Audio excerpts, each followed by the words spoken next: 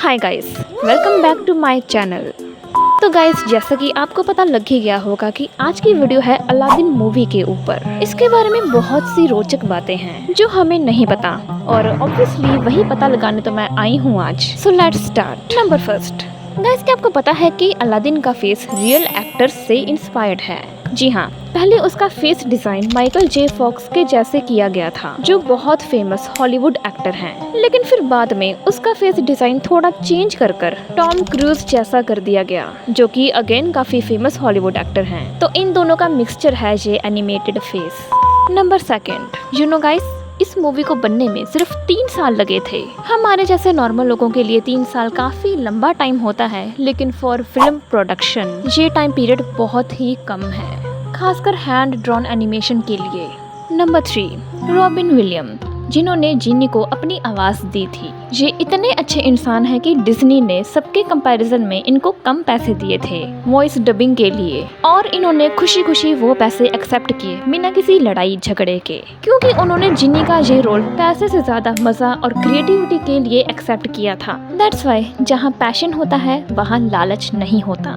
Number 4, you know guys, Aladdin movie के दौरान जब लंच ब्रेक हुआ तो एक एनिमेटर जिसका नाम एरिक गोल्डबर्ग था, उन्होंने रॉबिन विलियम का एक रैंडम सा स्केच बनाया। एंड यू नो वो रैंडम सा स्केच किस काम आया? इसको बनाने के।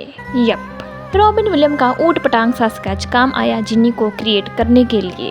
Number 5, you know guys, Aladdin को जानबूझकर हैंडसम बनाया गया, नहीं तो पहले ये झल्ला सा लगता था सच में, क्योंकि अलादीन का जो करैक्टर था चोर चकारी वाला, उसमें डिज्नी वालों ने अलादीन का करैक्टर पहले ऐसा बनाया था कि वो काफी यंग बॉय लगता था, जिसका हुलिया और पर्सनालिटी भी भिखारियों जैसी थी।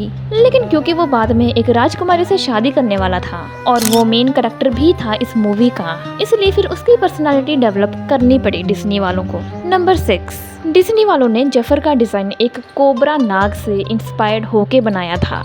यस, क्योंकि वो एक विलन था और उसमें जहरीलापन कूट कूट कर भरा हुआ था, इसलिए डिज्नी वालों के मन में कोबरा नाग का ख्याल आया, और इसी वजह से वो आपको हमेशा सीधा, धीरे चलने वाला और डरावना दिखेगा। नंबर 7, मैजिक कारपेट को बिना आंखों और मुंह के इमोशंस देना सबसे मुश्किल काम था एनिमेटर्स के लिए।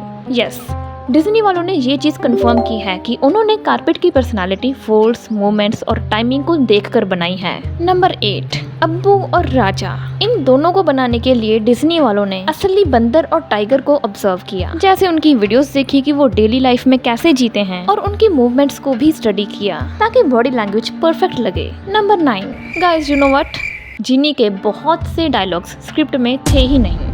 What? जी हाँ, क्योंकि रॉबिन विलियम, फिर से इस बंदे की बात आ गई।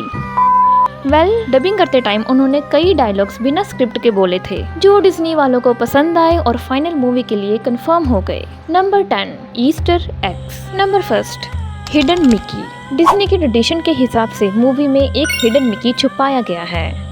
एक सीन में मिकी माउस के 3 सर्कल वाले आइकॉनिक शेप को बैकग्राउंड में ब्रीफली देखा जा सकता है। नंबर 2, अगर आपने गौर किया हो, गौर क्या करना, सीधा ही दिख रहा है, ये इस मूवी का सबसे बड़ा ईस्टर एग है। जिनी अलग अलग कैरेक्टर्स में इवॉल्व होता है और मिमिक्री भी करता है, जैसे अर्नोल्ड, निकोलसन और पिनोकियो एटसेट्रा एटसेट्रा। इन दोनों के बारे में शायद आपको ना पता हो, क्योंकि ये फॉरेनर एक्टर्स हैं। क्या करें, अब मूवी फॉरेनर है तो फॉरेनर्स का ही रेफरेंस देखने को मिलेगा। नंबर 3, सुल्तान के बहुत सारे टॉयज में से हमें एक टॉय ऐसा मिलता है जो बीस्ट के जैसा है। That's it. Thanks for watching.